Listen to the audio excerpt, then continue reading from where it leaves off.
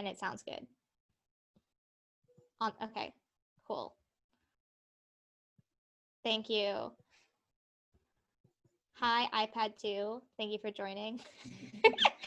This person doesn't have a name. They're just called iPad. Okay, I'm just going to start going. So I'm Fiona. I'm the treasurer of the History of Art Society this year. I'm currently a 4th year MAFA student, which means I also do studio art. I specialize in painting. This is my flat, which I've decorated for these live streams, or I guess Zoom calls. And this is the History of Art Survival Guide. So basically, we're going to go through some tips and tricks for how to get through first year without losing your mind. And then you guys can ask questions afterwards. Okay, cool. So now I'm going to start sharing my screen so you can see the slides we've created. And if you have any questions, feel free to write them in the chat and we can answer as we go. But we'll also have a Q&A at the end.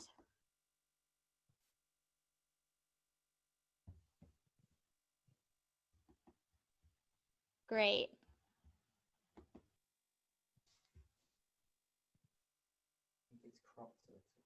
That's fine, we'll fix it.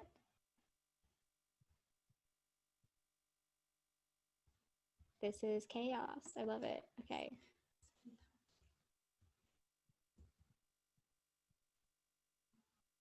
I have a lot of tabs. Which one is Zoom? Did you mean to put loud music on? No. You've got radio. Oh, great. No, that was me. Sorry. Okay. I had no idea what. I had a YouTube video start playing in the background. Sorry. I think I shared the wrong thing. We're gonna try that again. Is anyone else in the waiting room? Okay. Did we share the link on all the social media?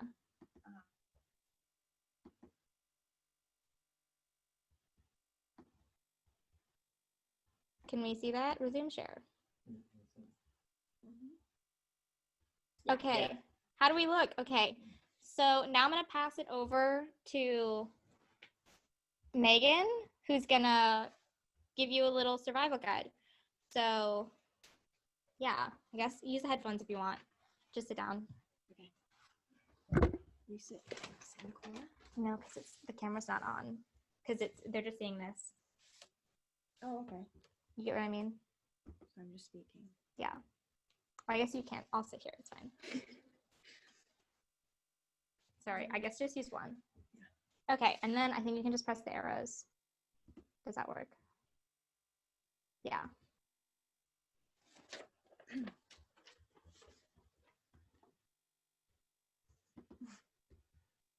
Okay. Yeah, perfect. Go for it. Introduce yourself. Hi guys, I'm Megan. I'm a 2nd year MAFA student as well, so I also do art. I am going to talk about like lectures and readings specifically, and yeah, I know it's gonna be a bit difficult this year with lectures and reading, well, not readings, but lectures. They're gonna be a bit more difficult and different, but we're all learning as we go for that, so we're all basically in the same page. But this is what I learned in first year. For the readings, so they're like short extracts normally from like academic books that like cover the topics that are you're going to be in your week lectures. I would always say to like read them or like look over them before you go into the lecture, because they are all like some of the times they reference them and you don't want to like not know what they're going on about. It'll just make it more confusing. And the readings are the readings you can find on your Learn page, and they're labeled. So you normally have 3 lectures a week, and they're labeled like 1.1, 1.2, 1.3 for like the week. So that is like easy for you to find and like organize if you want, because organization is key for readings and lectures. Well, I think anyway. So you have to try and create a folder or something, like somewhere where you can have all your readings together. Sorry if the screen is weird. It's going. I forgot to click it. How do Okay. I'm just clicking this out. Oh. It's okay. Don't worry. You can keep talking. Okay. Is the slides up or not? Yeah, I think they are. Sorry, guys. Okay, so that's about us. That's what we're going to cover. And then, so readings. This is what I've basically been going through. So I went through the first point, like allocate a day for your readings, and then organization, and then keeping track. So you want to have a folder where you can always like reference them, because I know like it's difficult, but they will be so much more helpful in like revision and things when you go over them. Also, a thing I can say, readings when I started in first year are very like daunting. They're very academic. They have really weird words sometimes. And I would say like, don't stress yourself out about it. Read what you can, like just make simple notes, like, and like, you know, get what you can from it. But apart from that, like, yeah, just take what you can and try and do it, organize it before you go into the lectures, like if you can, and if not, do it afterwards or when you remember the lectures. So lectures, they are going to be different this year. Hang on. Okay. They're going to be a bit different this year. Obviously, they're probably going to be online, so you're going to have to like do it all online and watch them online. But you can also kind of use that to your advantage, because watching lectures over or on your laptop or wherever you can is actually quite a lot more helpful, because you can pause it, go back, like think about things a bit more. What I found as a first year student is that sometimes you go to the lectures and you think, should I know this? Things are going on that I don't understand. But you slowly get into it, and even now, like in second year, or like, you know, everyone gets that. So I would say that lectures, you do your readings before, go in and just take what you can, and like if not, watch it again and go over it, because that's always helpful. Oh, yeah, there's a few more people just joined. Just to recap what you said really quickly. So for the people that just joined, yeah, so was it Millie just joined, and I think it's the people at the end of the list. Okay, Francesca and thanks so much for coming, guys. Hi, Apollonia. Thank you. Hi, Apollonia. I've just been talking about readings and how to like make sure they're organized and try and do them more advanced so that you're prepared, and things like that. Some of the things I want to cover for lectures are also kind of similar, but just some like tips that I've found. The age-old debate for laptop and paper on lectures, I would definitely say it's up to you, whatever you feel most comfortable with. Obviously, some people find it so much better to write with laptop, but I would say that writing down is quite like, it's proven to like make it go into your brain more. So I would just, you know, but if you don't want to do that, you could always go over and write them down, or write key things afterwards, just so that you're like doubling like that knowledge. That's not a word, but you know what I mean. And also the same with readings, organize your notes, put them into folders and things, so you know each week which lectures and which which readings you've got. And if you don't understand something a lecturer said, I would just not note it down and like go back to it afterwards, or like research it, but don't like try and research it when you're in the lecture, because it will just like confuse you even more. Just like leave it and then come back to it. And then also writing down key artworks and dates for things, because will come up later in key images in like exams and things, which is so helpful to have them ready. A lot of people fall into the trap of missing lectures. That's quite like a thing that people just like do, and do not do it. Go to lectures. It's so easy to do that and be like, oh, it's fine, I'll just catch up with it. And like, obviously some people do miss lectures. There's things you have to do, there's things you have to like be at, but I would just say have somewhere in your notes written down on your phone saying like rewatch, and then list all the lectures you've missed. Otherwise you'll get so confused about which ones you have and haven't missed. So you just need to have somewhere to write them down and think about them. And also just enjoy the lectures. You've like come to Edinburgh to do this subject. You obviously love it. You obviously want to learn about stuff. So I would just say that just enjoy it, and like don't write down every single thing they say. Just like take like a general overview and like enjoy what they're saying and actually think about it. And then I also wanted to say a little bit of thing about tutorials. They're going to be a bit different this year. Everything's a bit up in the air about tutorials, and I'm sure your tutors, personal tutors, subject tutors will come to you about that, and when you get your timetables. but I'd say readings are so much more like important for tutorials as well, because they are smaller groups, so they will pick on you and be like, oh, could you ask, like, could you talk about this section that you've meant to have read. So even if you just skim over it, just always try and do your readings beforehand for your tutorial. Okay. And yeah, that just utilize your tutorials, basically. That's like where your main knowledge will come from. And yeah, that's most things I've got to say. Yeah, most things I've got to say about the tutorials and readings and things. But George is going to talk to you about academic confidence and socializing, so he's just going to come on. And yeah. Is there any questions or anything? I don't know how to check. I think it's fine. We'll do them at the end. Yeah. Oh, shit. Sorry for swearing. Hiya everyone. Cheers, Megan. That was really good. So I'm going to be leading on a bit from what Megan said to talk about academic confidence as well as social confidence in these trying times.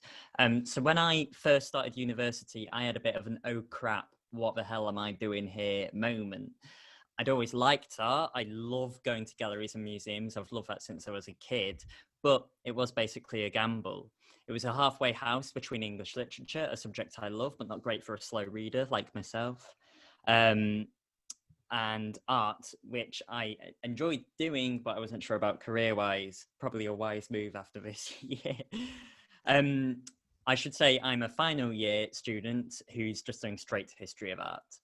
So suddenly in my first year, I'd been surrounded by people who'd done the subject before, who quoted artists at me I'd never ever heard of, or if they hadn't previously studied, had followed art history passionately from a young age, which is not what I did at all. I came into it quite late on. There is, of course, nothing wrong with that, and these people were brilliant and motivated people who taught me a lot. But I did feel like I was on a back leg. I felt like I was a square peg in a round hole. I think they call it imposter syndrome. It felt like everyone else in the room belonged there besides me. This is a nonsense. If you've made it to this university, especially after this year, and especially if you're from the UK and your grades have been unfairly adjusted, you've got it, mate. Someone has seen potential in your personal statement, or whatever you had to submit to get into university, has seen that you're analytical and that you're interested, and that is all you need to do university. You don't need all the background knowledge when you start, because you're here to learn. Some people might have been to more exhibitions, can remember obscure post-impressionists, and have read stuff you haven't, and that's good for them. It doesn't reflect on you. So yes, like I said, university, you're here to learn. You're at the first stage of your academic life, and all of this is going to come to you. You're going to gain the knowledge. Don't measure yourself against what other people do or don't know, or what you do or don't know. Just get stuck in. You've got 4 years yet of medieval manuscripts, Renaissance sculpture, Islamic architecture, internet art, minimalism, impressionism, avant-garde neo-German expressionism, all these buzzwords. You've got 4 years to read like John Berger, Karl Marx, Susan Sontag, Guy Debord, Lucy Lippard, Eddie Chambers, Griselda Pollock. And you've got 4 years to know who those people are. So, like I said, I'm going into my final year. And in my first year, I did pretty terribly on essays. I wasn't used to writing or reading at a university level. I'd be very surprised if any of you are. And I think Megan touched on that earlier. There were a lot of big words I had to Google and look up in the dictionary. So I got a lot of pretty bad grades, but last semester, and I'm saying this as an example, not to boast, I received a prize for an essay I wrote as being the best in the year on that course. So after a pretty tough start, I've really landed on my feet. Yeah. Wow, So, I gotta see all that. So all the fear I'd felt 3 years ago turned out to be irrelevant. And just continuing from some of the stuff that Megan said, ask questions if you don't understand. It is your lecturers, your tutors' jobs for you to understand what's going on. That's what they're there for. Don't feel like you look stupid. Don't feel like they're going to judge you. You're a student and they're a teacher. There are no stupid questions. It's a cliche. but it's true. It took me ages to work out the difference between Turner and Constable, and I was in my 3rd year of university. And I asked, and it really helped me. Take your essay feedback seriously when you finally get round to submitting essays, and use them to improve next time. If they say your structure could use a little work, and give examples of that. If they say you need to cite more contemporary authors, take note of that. This is something I ignored for quite a while when I was younger in university. As soon as I started looking back over my old feedback and implementing that into my new writing, I went up by 5, 7, 10 points, which doesn't sound much, but it is a lot at university. Read. Do as many course readings as you can, honestly, even if it's skim reading, like Megan says, with few bullet points. I'd also say it's actually physically impossible to do all the reading on the course, so don't pressure yourself too much into feeling like, oh my god, I've got 60 pages. Just do as much as you possibly can, try and get a handle on it, and then you can go back to it if you start writing essays on a particular topic. In your spare time, break from all the academic talk, go to as many exhibitions as possible, read a lot of blogs and articles. There are websites like Artsy, Elephant, and Hyperallergic, which are all great. Someone's hacked us, just ignore that. Classic meme that. Watch documentaries on BBC. iPlayer is fantastic if you've got access to it, and read books. If you're struggling... This is pretty like art history, by the way. Yeah, this is... It's like the Yes Men. That's kind of a Rickroll. I kind of think it's hilarious. Okay, I think I kicked him out. I don't No, you press cancel. Who is this person? Stop video. There we go. And press mute at the top just there. Oh, yeah. There you go. Yep. Pardon that. That's all right.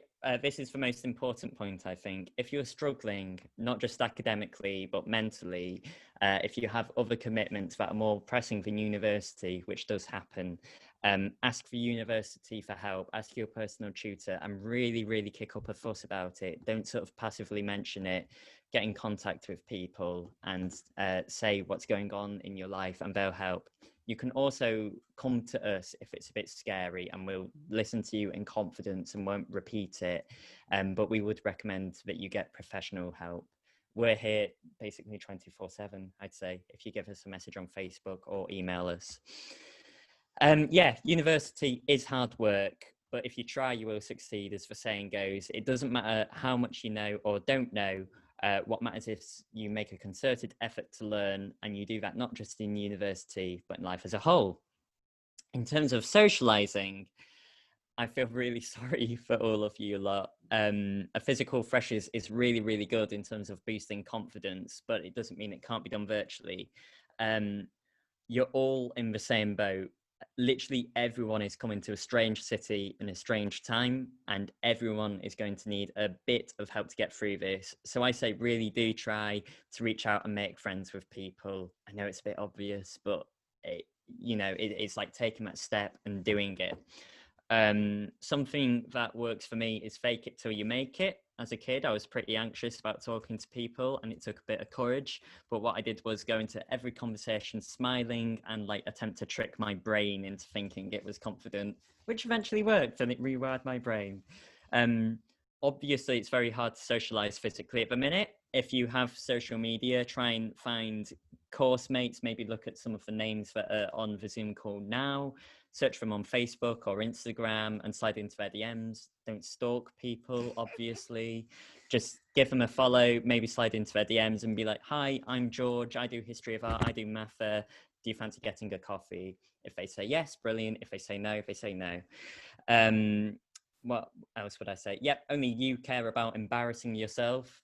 Literally everyone will forget if you make a slip up in conversation 3 years down the line. It's not that big a deal. So like I say, just go for it. Ice-breaking questions are cheesy, but they work. What's your favorite band? What's your favorite artist? Why do you do history of art? That kind of thing. Netflix parties I've seen on the side are good. I would also say stay safe, follow the government guidelines, as confusing as they are. The last thing we want is another lockdown, especially in Edinburgh, because please, I want pints and I want to see my friends. So please follow the lockdowns. And also keep an eye on our upcoming events. We've got some this week. We'll try and sort out the technical issues before then. But we're always here for you to talk to and socialise with. I think next, is it Fiona? Fiona is coming back on to talk to you about essays. Yeah, essays. Okay, so thanks very much. Talk to you soon.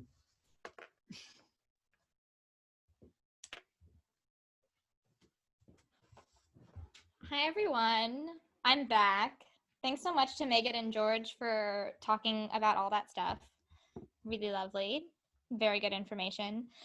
Now on to the fun part, essays. So really what an art history degree teaches you how to do is how to research and write. That's what most uni degrees do, but especially art history. The majority of all your uni work will be reading and writing. So here's a little kind of like crash course of how to do it. Later in the term, we'll probably have more events talking more about this. And of course, you can ask your tutors for advice and all that jazz. So let's kick this off. So the essays, it'll be a set of questions to choose from for first and second year. And then you'll choose one of those questions that'll be related to the course. And then you pick 2 to 3 artworks to discuss and closely analyze. If you pick any more artworks than that, you really will be spread too thin. These essays really want you to focus and show that you can deeply analyze and research something. They're 2,000 words if they're the same as before. And I recommend that you ask your tutor for advice and ask them to look over an essay plan. They will have office hours. Please take advantage of those times. These essays will be fully referenced and footnoted, which you'll also learn how to do. There's a great history of art writing guide that's made by the staff. It's like a big PDF document that has a bunch of details and explains how to footnote and all of that fun stuff. But really, half of writing an essay is reading for the essay. Personally, I spend probably like 2 weeks reading and researching and finding new sources and then figuring out that I need more sources before I even like start writing. Like I might have an outline of what I think I'm going to write about, but as you read, your essay will change, your ideas will change, and it's really like research is like the point of the essay is to force you to research and then also to force you to like take these big confusing ideas and make them into like small understandable paragraphs. And then also my advice for essays is like, imagine that you're explaining it to like your mom or your little brother or like someone who does not study art history. And I like speak verbally much easier than I write. So I kind of talk to myself in my head and explain the topic like it's a lecture. And that's how I write my essays. Don't think that you have to sound really flouncy and fancy. A lot of the readings that we have to do sound like that, and they are the worst to read. So do not write like that. Write like a human being. Because if you've watched a TED Talk, if you've watched like a BBC documentary, people who speak normally are the people you understand and people you want to listen to. So just write normally. Of course, use academic language, but don't feel like you have to put like a 4-syllable word in every sentence. Please don't. Your tutors will not like it. Also, with that, don't use a lot of quotes. Really more like if you use a quote, then you have to like explain it and analyze it. Use your own words. 2,000 words sounds like a lot, but really it isn't once you start footnoting and like explaining everything. Also, while you're reading, keep your notes organized. I recommend having your sources in alphabetical order in your document and then organizing by page number. So like page 2, write the quotes or the notes from that, page 3, because then when you go back, it's really easy to footnote because you know exactly what page number everything is on. You don't have to go back and find the source. It's all there for you. Also, when you're writing, I often write the essay and then restructure it and like move it all around. Think about structure. Think about how would I tell this story in an order that makes sense. And don't be afraid to like do something weird or creative, like have fun, you know? You chose this degree. Hopefully some of it is fun. Please do not wait till the last minute. Please don't. Like Megan was saying about like, oh, I'll watch the lecture another time. You won't. Watch it when it happens, because I promise you, people who like miss lectures and say they're going to watch them later never do. It is so easy to procrastinate. I recommend once the essay questions are put out, be like, okay, we have 5 weeks till the essay's due. How much time will I need for each thing? Oh, I have a social event the week the essay is due, so I need to get it ready before then. Like, give yourself, I recommend make yourself artificial deadlines. So like a week before the essay, say, I need a rough draft. Also, again, with like kind of leading into people's DMs, find someone in your tutorial group and be like, hey, do you want to like show each other our essays and like work on that? Because if you have someone who's doing a different question, you don't want to plagiarize, you can trade essays and then look over each other's, because I find it's much easier to see problems than someone else is writing. And then once you see that, then you look back at your own essay and you'll be like, oh, I should be doing this. So I really recommend you do that. Find a friend who you trust and show them your work and do the same for them. And also, we're going to be setting up an academic families thing where you'll have kind of like an academic buddy, so that might help with that as well. How do I do research? When you're coming to university, this is probably the first time that you're doing actual academic research, so it can be a bit intimidating because out there's so many sources and a lot of them are really long. So you don't want to read a whole source, then it's not useful. If you learn how to skim, that's helpful. I do like Command F, find a word, if it's an electronic source.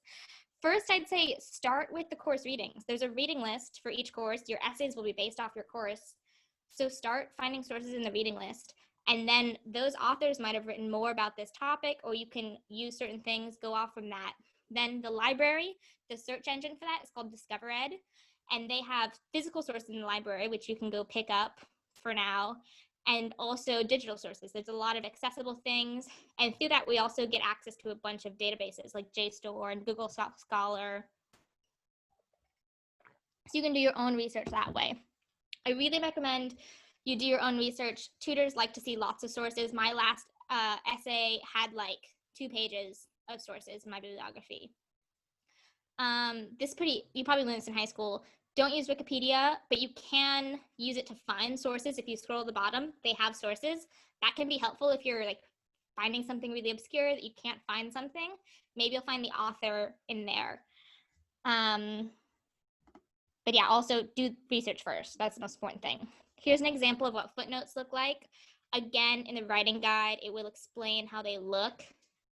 They're really annoying and I don't like doing them, but they take way longer than you think. You're always like, oh, I'll do this at the end. It won't take that long.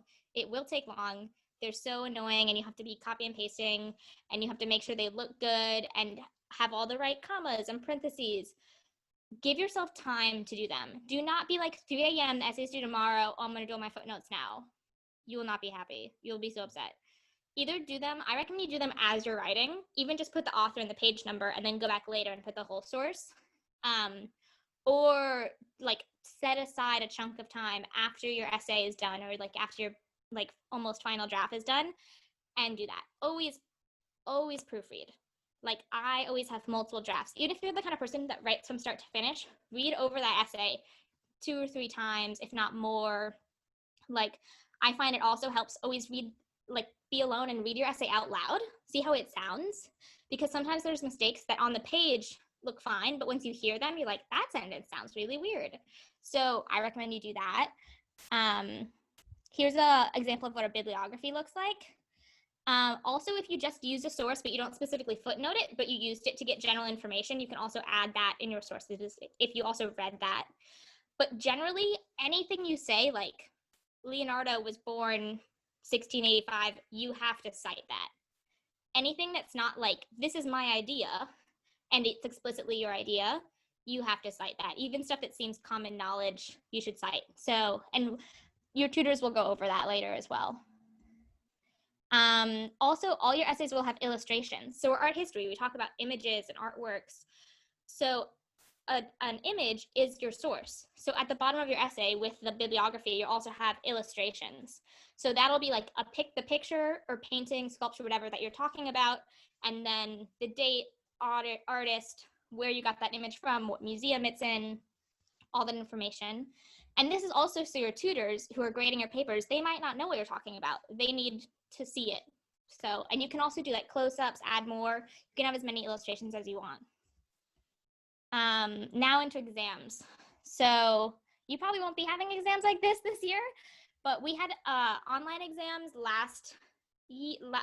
this past semester, and they didn't really change the format. We were just at home instead of being in a big theater.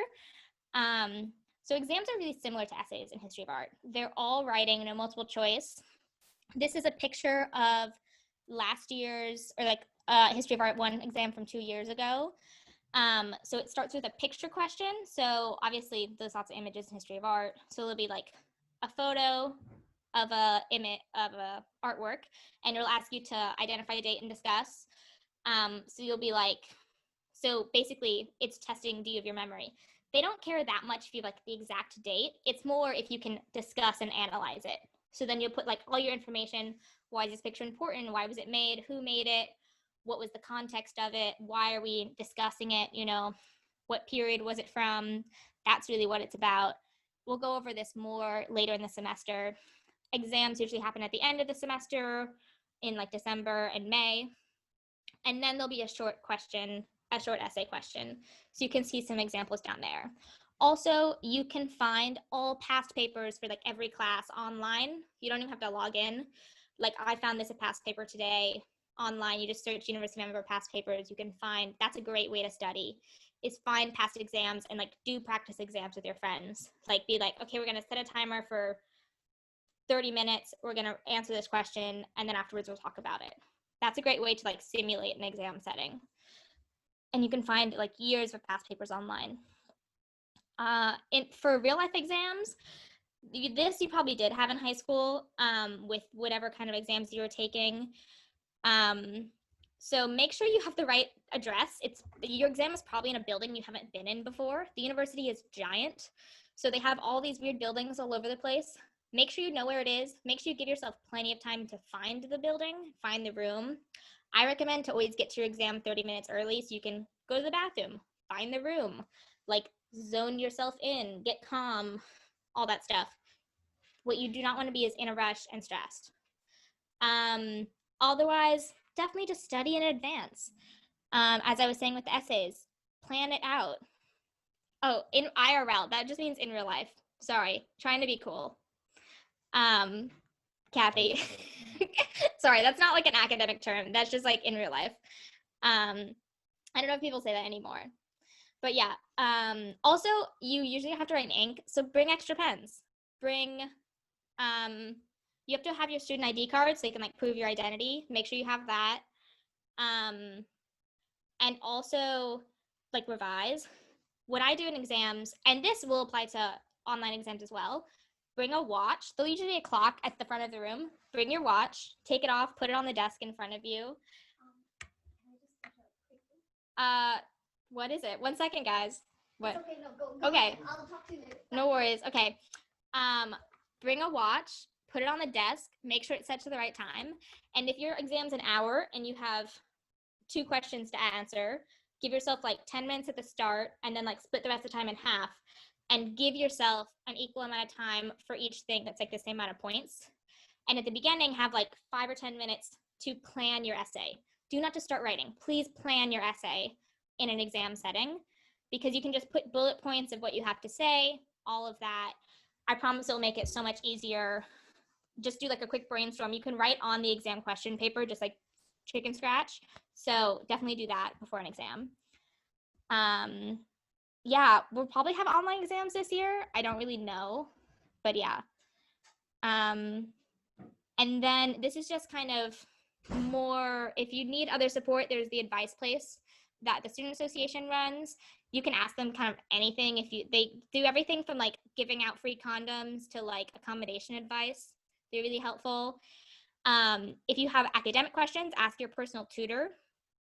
If you have like ECA, so Edinburgh College of Art specific questions, you can email the student support team.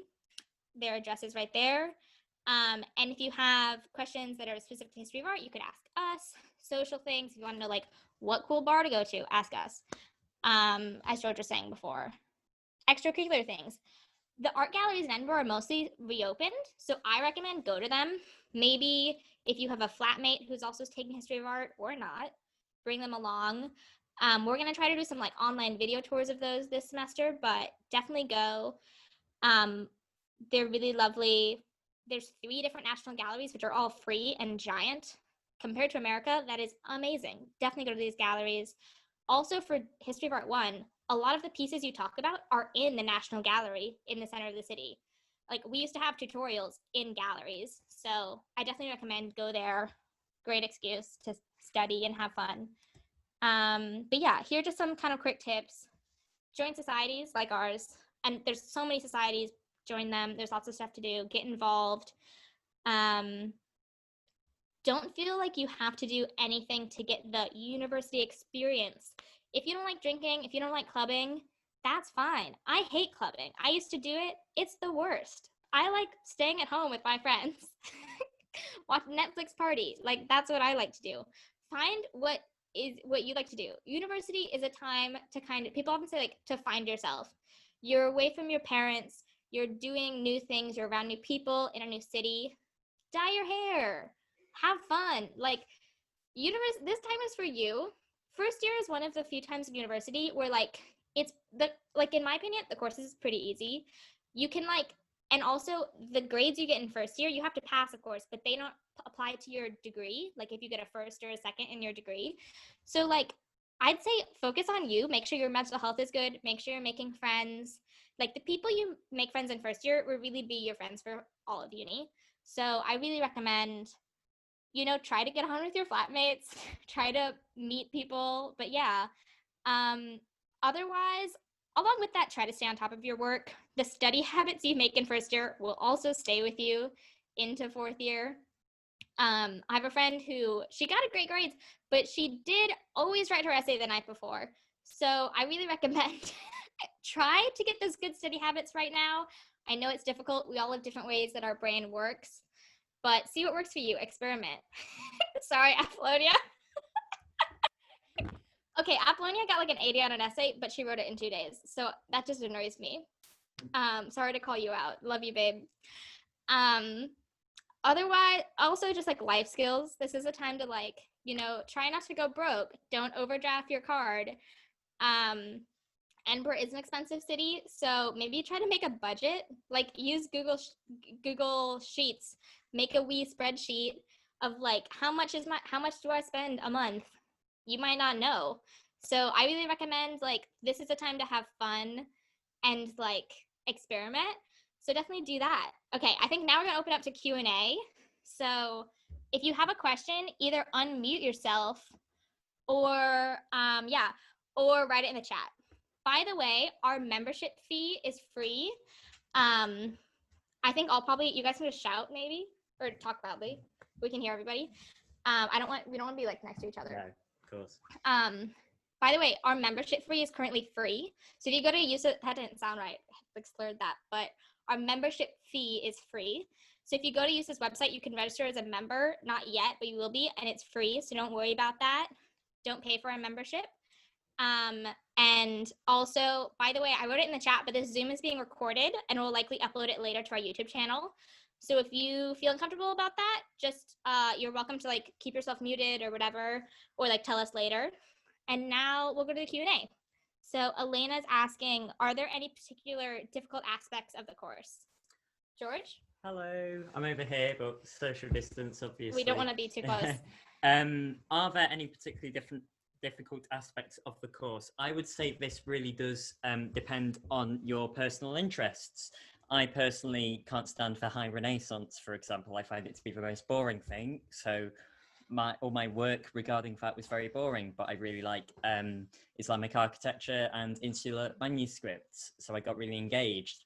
So it is really a question of what you're interested in.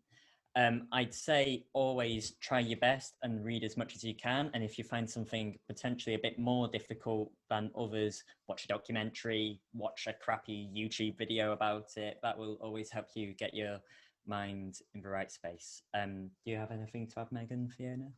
I'm gonna close it back this way. Trying to make the cameras look fancy, but I'd say it kind of depends what works. Okay, let's answer another question from Wenqui. I'm not sure if I said your name wrong. Hi, I'm a visiting student and I have only taken one class before coming.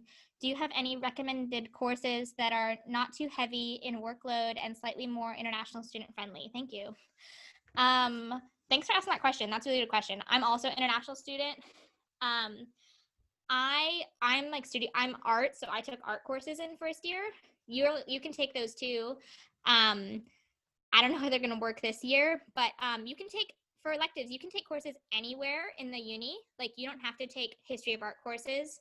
Actually, there aren't history of art electives except like architectural history, which architectural history is fun, I've heard, but it is really intense.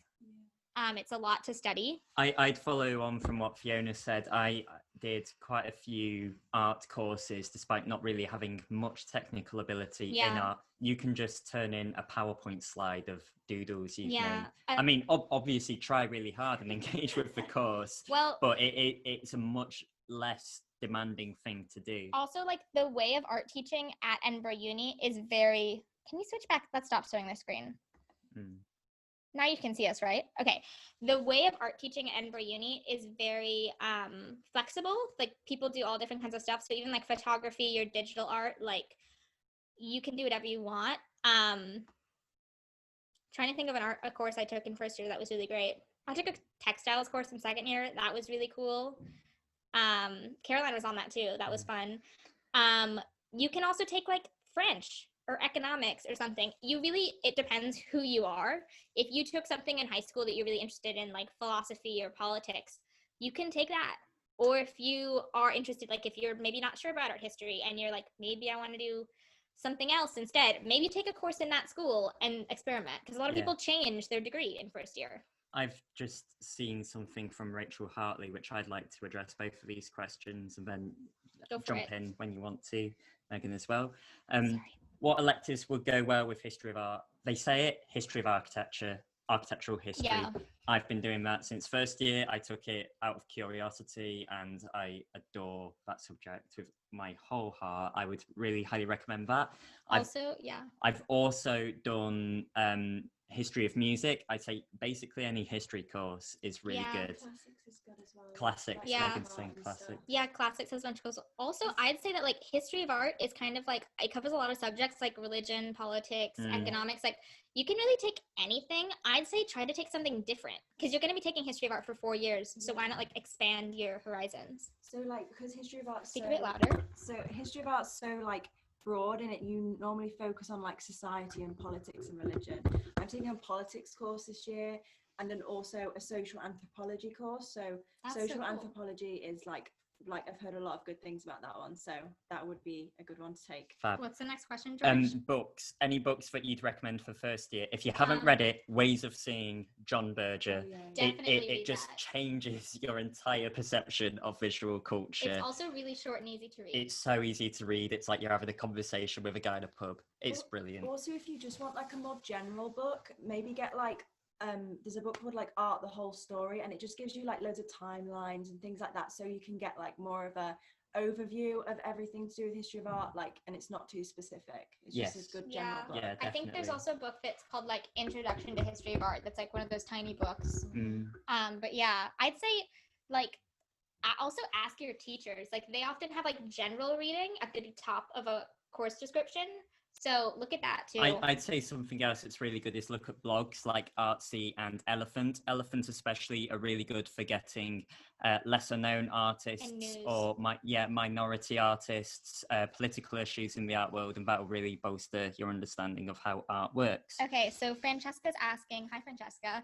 Hi, I'm thinking of taking History of Art as an optional course, and I was wondering how stressful you found the workload. I also have a question about how you would recommend to manage your time. Definitely something I need to work on. Okay, this is a really special question. A lot of people take History of Art 1 as an elective. It's a great course. I'd say like it is a strong course, but it depends how you take it. Like say there's a lot of readings, there's like 3 lectures a week and there's multiple readings for each lecture.